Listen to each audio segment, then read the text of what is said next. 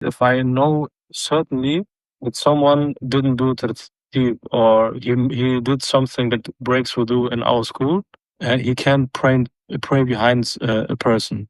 But in another lesson from another sheikh, he also explained this, but he said there is a difference of opinion.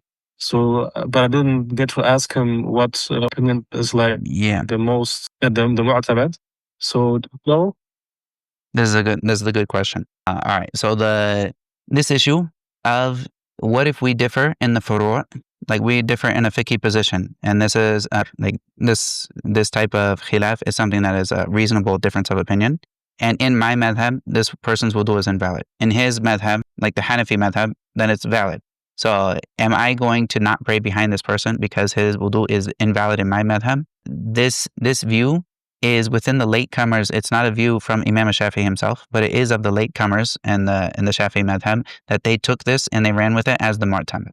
All right. But when it comes to the reality of this situation, what does this do for us as a ummah? This actually breaks apart the ummah, and constantly we always have to check and make sure on every single thing. And Shaykh al-Islam ibn Taymiyyah, he brought up this issue when he was asked about this. He was asked about this situation, and I'm not bringing up the fact that he's Hanbali in this. No, he's bringing up the fact that he gives ijma' that all of the Salaf, in regards to all of their difference, it's not known from any single one of them that they would ever not pray behind another person because of their difference in a fiqhi issue behind them. So he gives that all of the Salaf, not anyone is ever known for not praying behind somebody because of a difference in their wudu, or a difference in their what they believe is wajib, or what is fard, or that it's sunnah or not. They never knew anyone to leave off praying behind someone else because of these fiqhi differences of opinion. And so to say that someone should not pray behind someone is going against the ijma' of the Salaf and of those who acted upon this, and they never had any reason to stop praying behind people.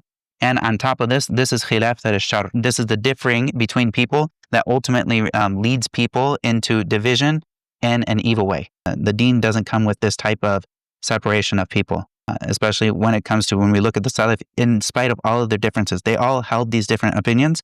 They never checked and made sure that his madhab lined up with theirs before they would pray behind them. And it should be relied on, and it is a strong view within the madhab, especially in light of the ijma' that comes before this, the only one that really should make sense. Occasionally, you will find things in the madhab that are mu'tamad, and this is because of what the later comers built their understanding off of a certain principle. And then 14 rows down the line, you will find that they actually went very far away from the actions of ijma' here from the early people.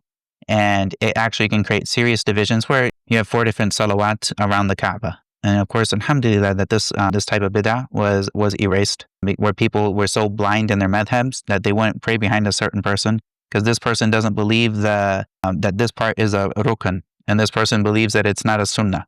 This would basically be the cause of separating people from praying together. And in reality, it absolutely goes against what the early predecessors were upon, including all of the 4 imams. It goes against what they were actually acting upon.